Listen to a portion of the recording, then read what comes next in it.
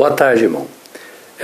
Então, com relação à forma que é visto isso, você me pergunta com relação a quem é Jesus o Cristo. Bom, vamos entender, primeira coisa a se entender nesse aspecto é que na Bíblia Sagrada há uma divisão.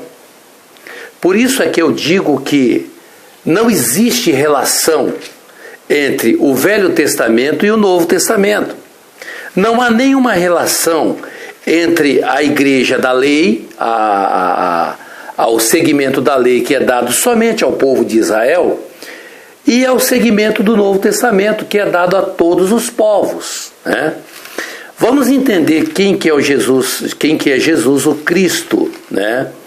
Para fins de compreensão da nossa forma de interpretar essa palavra. Está vendo essa folha aqui no meio? O último livro aqui é o de Malaquias e o primeiro livro é o de Mateus. O espaço entre Malaquias e Mateus são de 400 anos.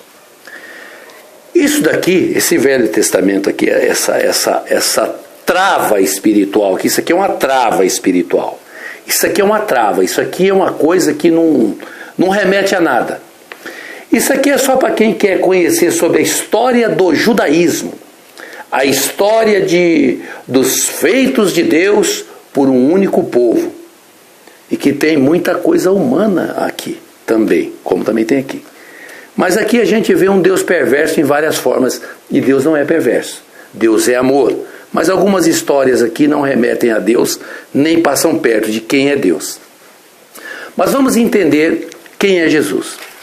Então nós vemos que no final desse velho trato, Deus tinha falado e cuidado desse povo aqui, somente deles, né?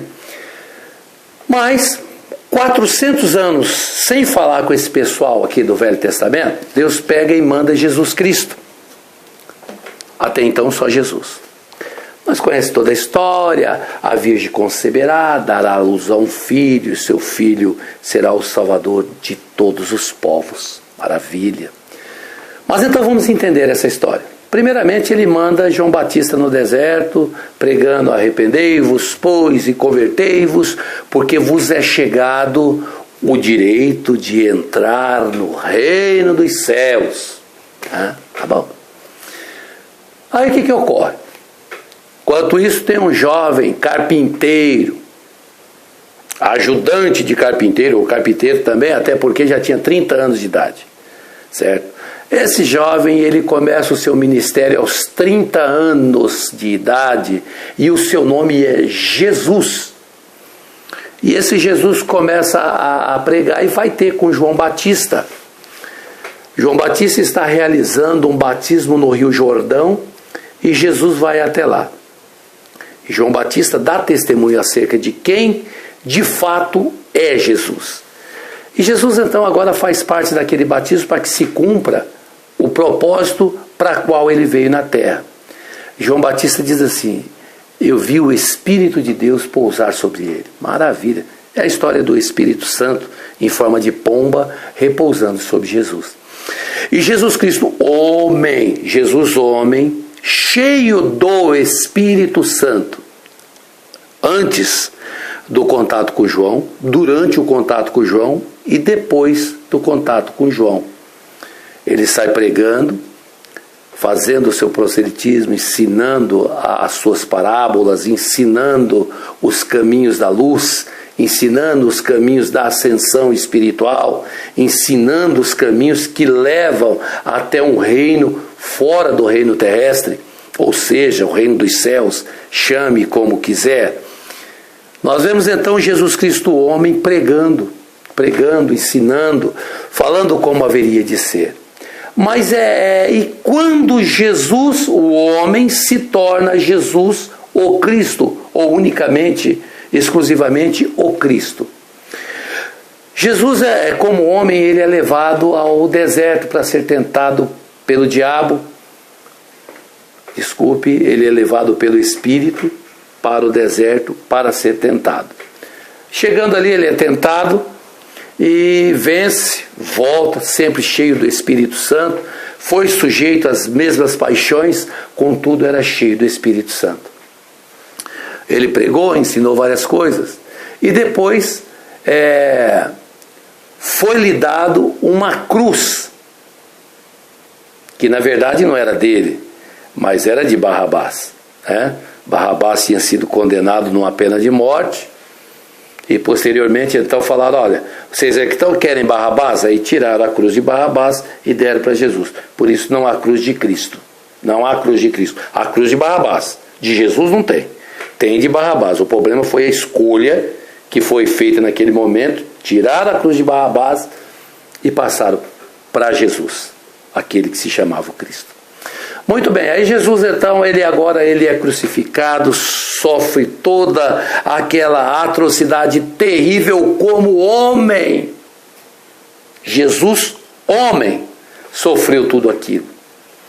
Até que em dado momento do seu sofrimento, já crucificado, ele chama: Elohim, Elohim, por que o Senhor me desamparou? Por que nesse momento tão difícil me desamparas? A angústia da morte, a agonia da morte do homem Jesus na cruz do Calvário, ele estava sofrendo e sofreu o dano inteiro. Mas aonde aparece o Cristo? Não fugi ainda de te explicar onde aparece o Cristo. Agora esse Jesus homem morre, é tirado da cruz e é levado para uma caverna onde ele fica ali sepultado por 3 dias. E durante esse período do seu sepultamento, ele desce até um plano inferior a esse, que uns chamam de inferno, outros chamam simplesmente de plano inferior. Ele desce a esse plano inferior e prega para almas que estão em prisão. Diga-se de passagem, Adão, Eva, Moisés, Abraão e todos eles. No domingo, Jesus ressuscita. É o que tentam fazer-nos entender. Não, irmão. Jesus não ressuscitou mais. Quem reaparece agora é o Cristo. Aleluia, né? Como assim o Cristo? Veja que se você for ler o Evangelho de Mateus, todos os Evangelhos, você vai ver ele dizer assim: olha, não toque em mim porque eu ainda não subi a meu Pai. Ele já recebeu um corpo glorificado. Ele já recebeu um corpo glorioso naquele momento. Então ele vai ser assunto no céu. O que é assunto no céu? É comentado no céu. Ele é o comentário do plano espiritual. Assunto. Ele é o assunto do momento.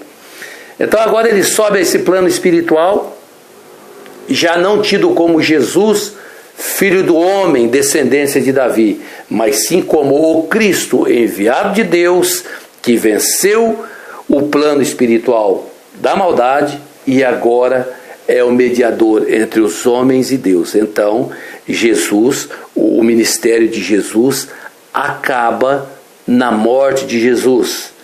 O ministério do Cristo perdura por toda a eternidade, porque agora o corpo dele é glorificado, porque agora ele é glorioso, porque agora ele habita nas alturas. Então essa é a grande diferença entre a religião tentando te mostrar um Jesus homem na qualidade de Deus e a Bíblia falando de um Cristo, de um homem, de um espírito que veio num corpo de homem com um poder imenso de vencer a morte e ressuscitar de uma forma gloriosa. Então Jesus, homem, com as mesmas dores, com os nossos mesmos problemas, com os nossos mesmos paradigmas, né? Que agora acaba na morte. Todo homem, desde o primeiro homem que existiu, segundo a nossa teoria, segundo as nossas escrituras, foi Adão, até o último, sabe lá qual vai ser o último? Todos eles passaram pela morte, inclusive Jesus Cristo. Moisés, Abraão, mas teve Elias que não passou. Há controvérsias. Entretanto, nós não entraremos nela. Ocorre exatamente isso. Quando Jesus morre, ele ressuscita o Cristo, sendo o vencedor da morte, quebrando todo o paradigma dos arcontes, todos os paradigmas daqueles que regem esse plano matrixial, vamos assim dizer.